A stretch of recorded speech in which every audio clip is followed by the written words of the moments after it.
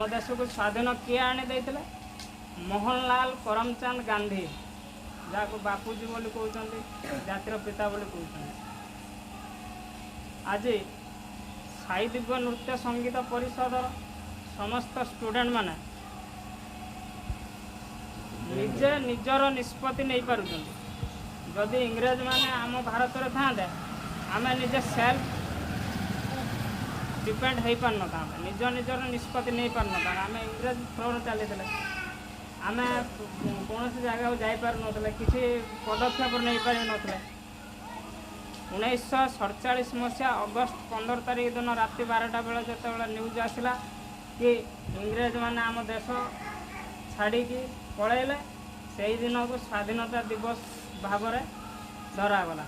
से स्मृति को मन रखापी प्रति वर्ष आमर भारत मातार जातीय पताका को आम